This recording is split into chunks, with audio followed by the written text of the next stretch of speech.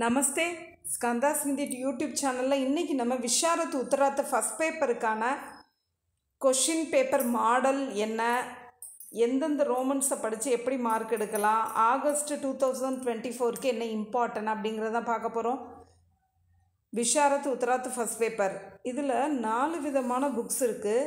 ஆதுனிக் பத்ய, உருது பத்ய, பிராய்ச்சீன் பத்ய, பஞ்சவட்டி, அந்த மாதிரி 4 விதமான புக்ஸ் இருக்குது.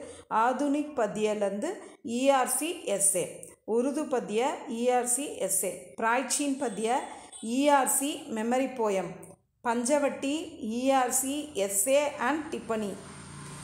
இந்த ரோமன்ஸ் தான் இந்தந்த புக்ஸ்லேருந்து வருது. இப்போ நம்ம இம்பார்ட்டன்ட் லிஸ்ட்டை பார்க்கலாம்.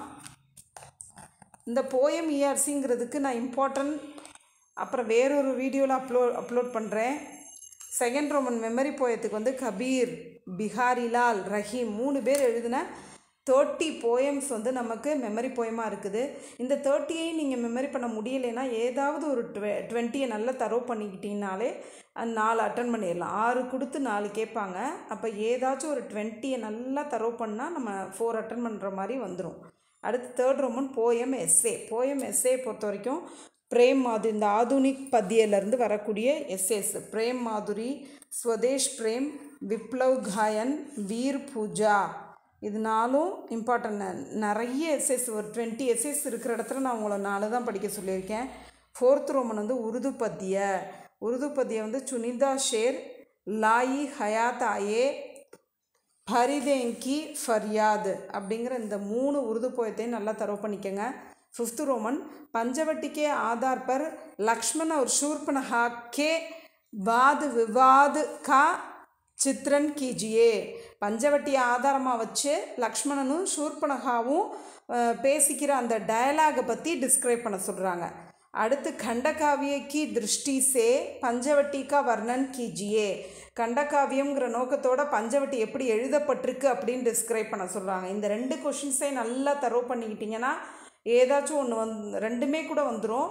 இதில் ஃபஸ்ட்டு கொஷின் ரொம்ப இம்பார்ட்டண்ட்டு, அதை நல்லா தரவு பண்ணிட்டீங்கனாலே இந்த ரோமனை அட்டன் பண்ணிடலாம். 6th Roman பஞ்சவட்டிக்கு Aadhaar per Seethakka சரித்திர சித்திரன், சீதாங்கிற கேரக்டரை டிஸ்கிரைப் பண்ணுறது.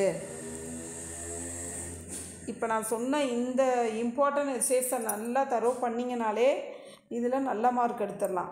இப்போ அந்த போயம் இஆர்சிங்கிற அந்த ஃபஸ்ட்டு ரோமன் இருக்குல்ல, அந்த போயம் இஆர்சிங்கிறது ஒரு டோட்டலி ஒரு 5 இஆர்சிஸ் வரும்.